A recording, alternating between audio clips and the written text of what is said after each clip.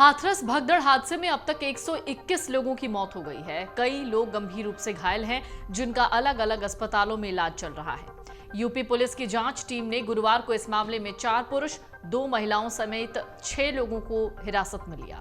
हालांकि अभी तक बाबा नारायण साकार विश्व हरि उर्फ भोले बाबा पर कोई कार्रवाई नहीं हुई है। यूपी पुलिस कह रही है जरूरत पड़ी तो बाबा से पूछताछ होगी।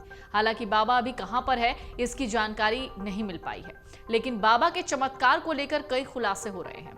देश में साधु संतों और बाबाओं को गेरुआ वस्त्र पहने अक्सर देखा जाता है, लेकिन ये वाला जो बाबा है यानी नारायण साकार हरि, इसकी गिनती सूट बूट वाले बाबाओं में होती है।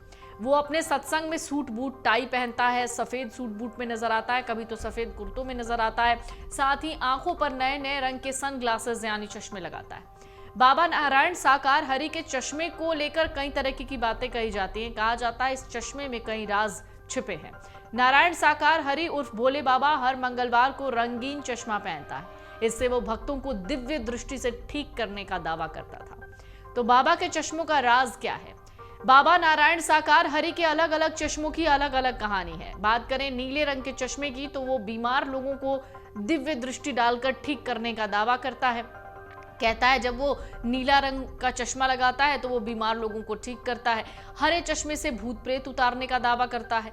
भक्तों का मानना था कि बाबा अपनी आंखों से जब ये चश्मा उतारते थे तो उनकी दिव्य दृष्टि से लोग ठीक हो जाते थे। इसके लिए उनके सेवादारों द्वारा पहले से ही मरीज चिन्हित करके आगे बिठा दिए जाते थे। अब आप समझ लीजिए, ब्राउन और काला चश्मा जिनके जीवन में कुछ ठीक नहीं चल रहा था, उनको शांति देने के लिए बाबा लगाता था। वहीं आम दिनों में बाबा नजर का चश्मा लगाता था।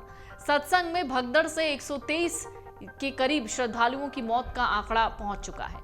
इसी तरीके से बाबा के कई चमत्कार हैं, लेकिन जरा सोचिए कि अगर बाबा सच में चमत्कारिक होता तो पहले वो अपनी नजरें ठीक कर लेता।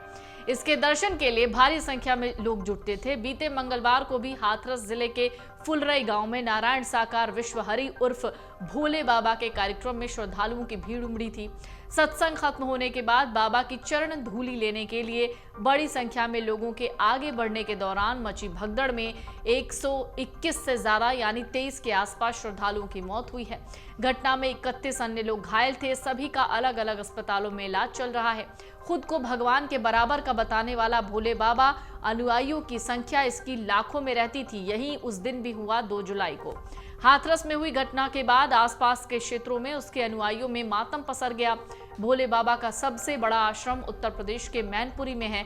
इसी आश्रम के बाहर बुधवार से ही पुलिस ने डेरा डाल रखा है। हालांकि ये साफ नहीं कि बाबा आश्रम के भीतर है या नहीं।